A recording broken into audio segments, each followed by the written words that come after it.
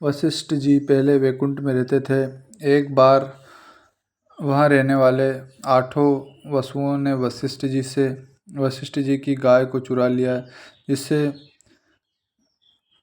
क्रुद्ध होकर ऋषि ने उन्हें श्राप दे दिया कि तुमने मेरी गाय को चुराया है, अतः तुम लोग मनुष्य जन्म को धारण करो। मनुष्य जन्म तुम होगे भुगत लोग मंझार, शाप दीन वशिष्ठ तब अति क्रोधित संचार। इस प्रकार अत्यंत क्रोधित होकर वशिष्ठ जी ने उन्हें श्राप दे दिया कि अब मनुष्य योनि में जन्म लेकर तुम संसार में दुख उठाओ। सब देवन मिल कीन विचारा, अष्टो वसु जन्म ही संसारा। तब देवन गंगा उगरा कराई, शाप हेतु दिन कह समुझाई। तुमरे गर्भ जन्म पर भावे, अष्ट वसु मुक्ति तब पावे। मनुष्य रूप धरो अवतारा, जन्म वर्ष लो गर्भ मंझारा। बालक जन्मत जल ही बहाई, यही प्रकार ऋषि श्राप छुड़ाई। इस प्रकार सब देवताओं ने विचार किया कि अष्ट वसु संसार में मनुष्य योनि जन्म लेंगे। तब देवताओं ने गंगा को बुलाकर उन्हें श्राप का कारण बताया और कहा कि 8 वसु तुम्हारे ही गर्भ के प्रभाव से उत्पन्न होकर मुक्ति पाएंगे, इसलिए तुम मनुष्य योनि में अवतार लो और 1 वर्ष तक गर्भ में रहकर जन्म लो। गर्भ में रहकर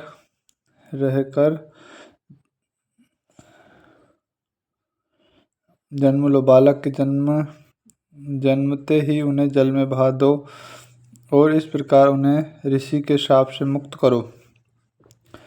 गंगा जाना पर उपकारी, मानस रूप मध्य के धारी। खोज सबहि जगत संसारा, कहूँ जाऊँ को पुरुष हमारा। करे विचार कहे तह बाता, संतनु भूप सर्व जग ज्ञाता। शांतनु सागर के अवतारा, तिनहि पुरुष करि करब उभारा। राजा तबे अखेटक कयहु, बन मह गंगा दर्शन दयहु। यह जान परोपकारी गंगा ने इस संसार में मानव रूप धारण किया।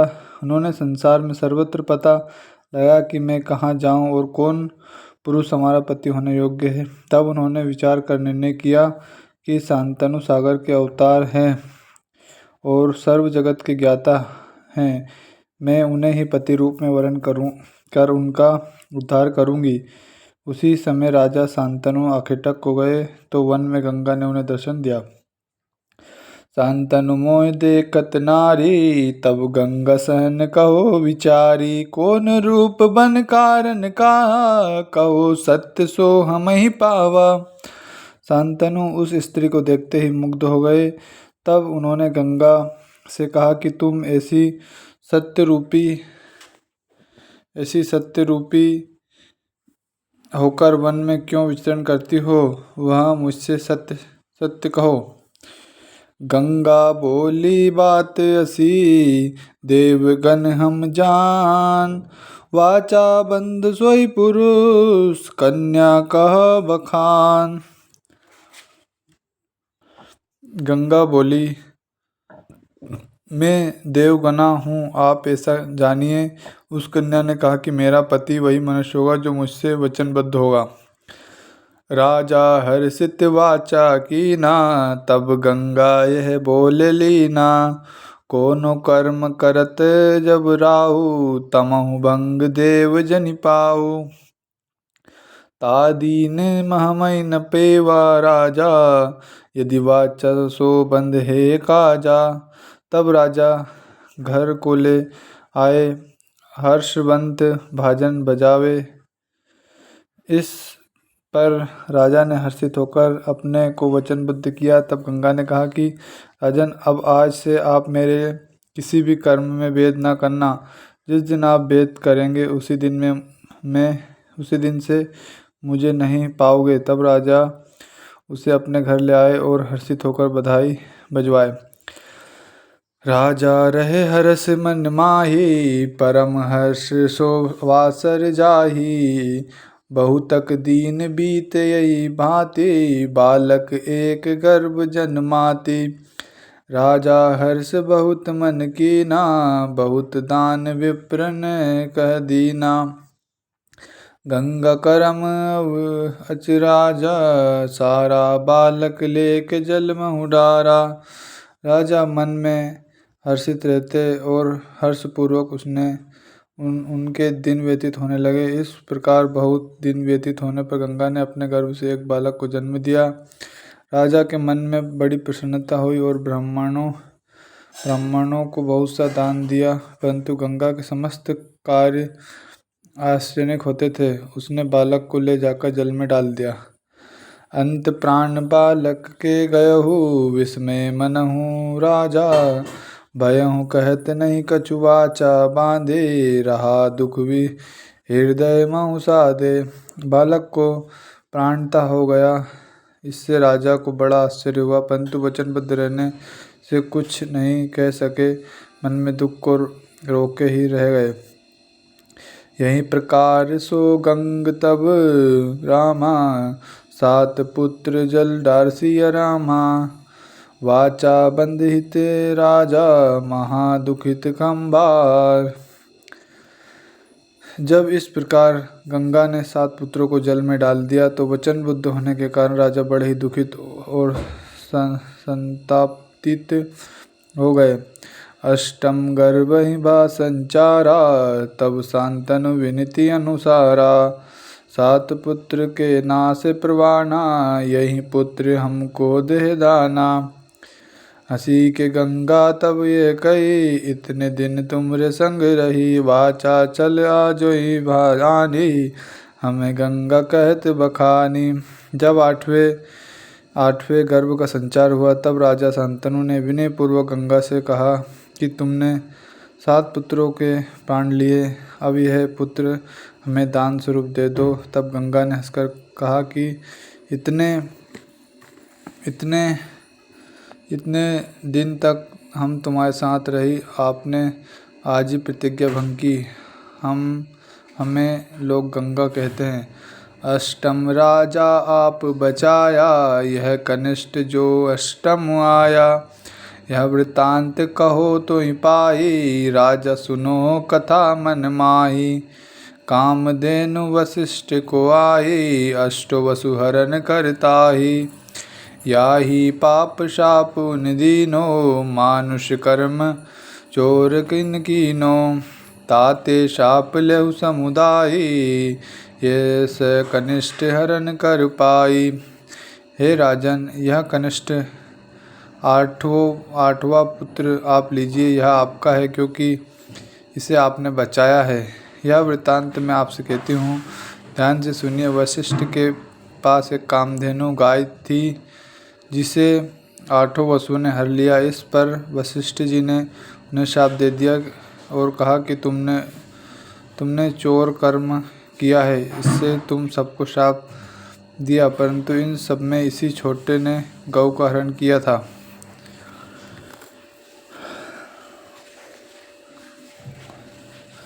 यह हेतु हम मनुष्य तनु, गंगा कहते विचार। परोपकारक कारिणे रामा, मैं रही साथ तुम्हार। श्री रामचंद्र शंकर जय जय श्री राम हनुमान हरि। गंगा ने कहा कि हमारे मनुष्य शरीर धारण करने का यही प्रयोजन है। परोपकार के हेतु ही हमारा तुम्हारा संग हुआ था। गंगा पुत्र गोद कर लीना, स्वर्ग ही लोक गमन तब कीना। इंद्र वरुण यम पावक पाही, ओ दिक्पाल मिलायो ताही। सब ते कहा पुत्र ये मोरा, ताते दर्शन करो जो तोरा। सबहि कृपा कीजे काजा, गंगा वासुदेव समाजा। फिर गंगा पुत्र को गोद में लेकर स्वर्गलोक को गई। वहाँ इंद्र वरुण यम और अग्निदेव के पास जा उसे दिक्पालों से मिलाया। इस प्रकार देवताओं के समाज में जाकर गंगा ने सबसे बताया कि यह मेरा पुत्र है, इसी से आपके पास आई हूँ, आप सब कृपा कर इसे आशीर्वाद दीजिए। रण में अजऊ होई वर देवा, पुत्र हमार जानु ये बेवा। सबहि देवता कहीं तब बाता, रण में अजय होए है का माता कह माता। जब लग अस्त्र रहे करमाई, दीन लोक कोय जीतई नाही। सोपा संत शांतनु को तब जाई, और कहा बहुतक समुझाई। यह मेरा पुत्र है जानकर हे देवताओं आप इसे संग्राम में अजय होने का वर दीजिए। तब सब देवता ने कहा है माता, जब तक इसके साथ में अस्त्र रहेगा, तीनों लोकों में कोई इसे जीत ना सकेगा और संग्राम में यह अजय रहेगा। जब गंगा ने लौटकर संतन के पास जाकर उन्हें बहुत समझाया।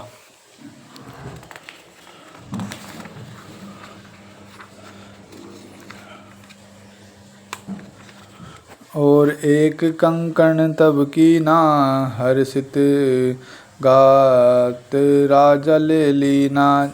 जाकर हाथ बराबर धोई, ताकर व्याकरण नभ सोई। और तब शांतनु को एक कंकण दिया, जिसे हर्षित हो राजा ने ले लिया। फिर गंगा ने कहा, हे राजन, जिसके दोनों हाथों में यह बराबर है, उससे ब्याह कर लेना। यह कयहि तब जावई, भैजू अंतर्धान। राजा पुत्र ही पालई, सबल सिंह चौहान। यह कहकर गंगा अंतर्धान हो गई। सबल सिंह चौहान कहते हैं कि तब राजा शांतनु ने उस पुत्र का पालन करने लगे। 5-7 बरसन कर भयो, परशुराम पै पढ़ने गयो। परशुराम कृपा बहु कीना, विद्या रणनीति सब दीना। अस्त्र शस्त्र बहु सीखे अपारा, आपु समान कीन संसारा। भृगपति बहुत दया तब कीना, आपु समान धनुर्धर कीना। बालक जब 5 से 7 वर्ष का हुआ, तब परशुराम के पास पढ़ने गया। परशुराम जी ने उस पर बड़ी कृपा की और राजनीति की सब विद्या पढ़ा दी। बहुत से अस्त्र शस्त्रों की विद्या सिखाकर उसे अपने ही समान संचारित कर दिया। तब इस प्रकार परशुराम जी ने बड़ी दया कर उसे अपने समतुल्य धनुर्धर बना दिया। पढ़ी जो विद्या भीष्म आए, वे सम्य पायन कथा सुनाए। यही प्रकार जब भीष्म भयो, महर्षि शांतनु मन ठयो। आगे कहो कथा विस्तारा, सावधान हुई सुनो भुआरा। जैसे भयो व्यास अवतारा, सत्यवती के गर्भ मंझारा। वे समय पायन कहते हैं कि जब इस प्रकार भीष्म विद्या पढ़कर आ गए, तो महाराज शांतनु का मन प्रसन्न एवं निश्चिंत हो गया। हे राजन, वे समय पायन द्वारा कही आगे की विस्तृत कथा को अब सावधान होकर सुनिए। जिस प्रकार सत्यवती के गर्भ से व्यास मुनि का प्रकट हुआ। जैसे सत्यवती अवतारा, तासु पुत्र मुनि व्यास कुमारा। सुनित कथा पाप कर नासा, पावक अंत परम पदवासा। सत्यवती और उसके कुमार पुत्र व्यास मुनि के प्रकट कथा सुनने से पापों का नाश हो जाता है और मनुष्य अंत में परम पद अर्थात मोक्ष का भागी होता है।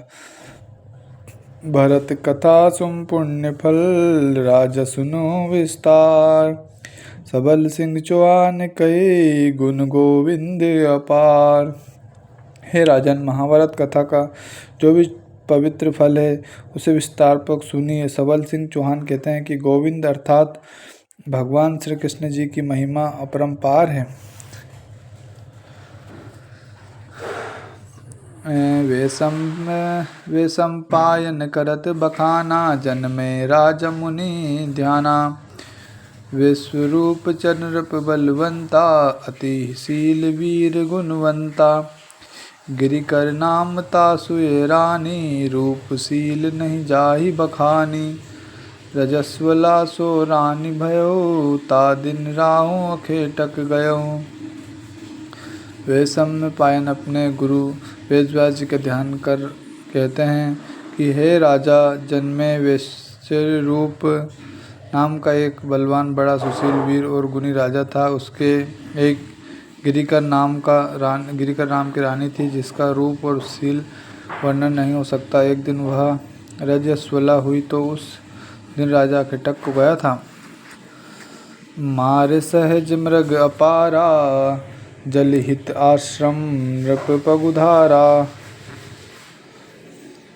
सरवर एक अनुप सुहावा, नाना जंतु कमल बहु छावा। कंज माहिया भौरा एक माही, केल करत भांवरी के पाई। राजा देख काम वश भयहु, भूल ज्ञान राजा कर गयहु। वन में उसने अनेक वनले पशुओं को मारा और जल के लिए किसी मुनि के आश्रम की ओर चला। तब उसे अनेकों जीव जंतु और बहुत से कमदलों वाला एक अनुपम सुहाना सरोवर मिला। वह कमल कोश में एक भंवरा आकर भंवरी से क्रीड़ा करने लगा, जिसे देखकर राजा काम पीड़ित हो गया और उसका ज्ञान जाता रहा। रानी रूप हृदय धरि राहु, वीर पात हो भोवाहि ठाहु। राजा कई वीर दयाई, तासु को तेज पता कही जाई। राजा ने रानी के सौंदर्य का स्मरण किया तो उसी स्थान पर उसका वीरपात हो गया। राजा ने सोचा, यदि मैं इस वीर को रानी के पास उसका तेज बड़ा मुश्किल होगा। मन विचार कर राजा, पक्षी सुकहीं बुलाई। पद्म पद दोनों दिए, कियताई वीर सुपाई। ऐसा मन में विचार कर राजा ने कमल के पत्ते का दोना बना उसमें वीर को रखकर उसे एक शंकु को सौंप दिया। भाष्य नृप पक्षी सोबानी, देव वीर है जय रानी। कयहु संदेश तुरत मोह आयो, तब पक्षी तुम बात सुनाओ। पक्षी वीर चलऊ ते तबई, आधो मार्ग पहुँचो जबई। नदी के एक के ऊपर आयो, पक्षी सकल देखन तब धायो।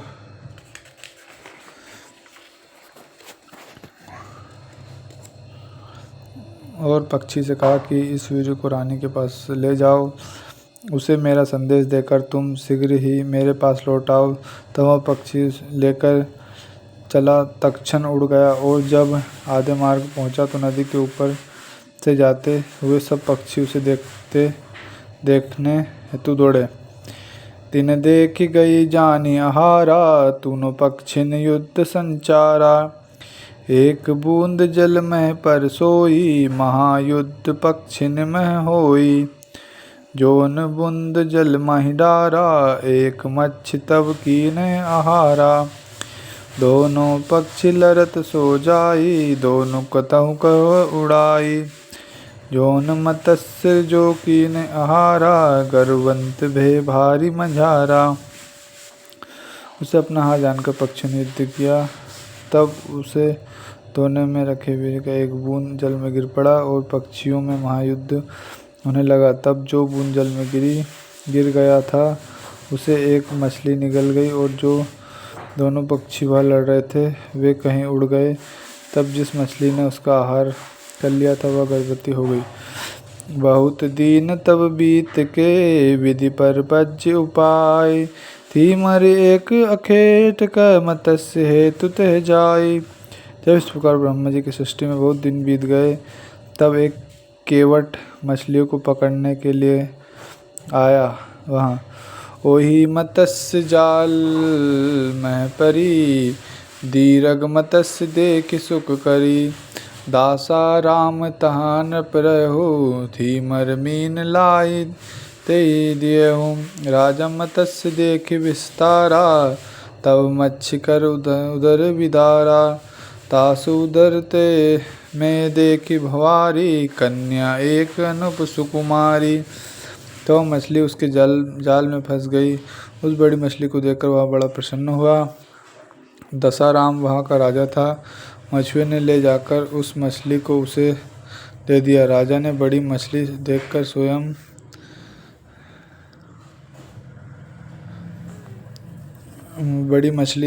स्वयं राजा ने बड़ी मछली देखकर स्वयं ही उसका पेट फाड़ा तो उसके उदर में अनुपम कुमारी कन्या को देखा। मत्स्य मन हर्ष अपारा, बोल्यो वचन समय अनुसारा। मत्स्य देश पति राजा, सोई निश्चय राजा जानऊ वही। कृप कन्या नप केवट को दीना, मत्स्य धरि नाम तही कीना। बहुत प्रति केवट सो राव, कन्या पालत अपने ठाव। इससे मछुओं का राजा मन में अपार हर्षित हुआ और यह वचन बोला कि अब जो इस कन्या को लेगा वही मत्स्य देश का राजा होगा। तब उस देश के राजा ने उस कन्या का मत्स्यधरी नाम रखकर उसी केवट को दे दिया।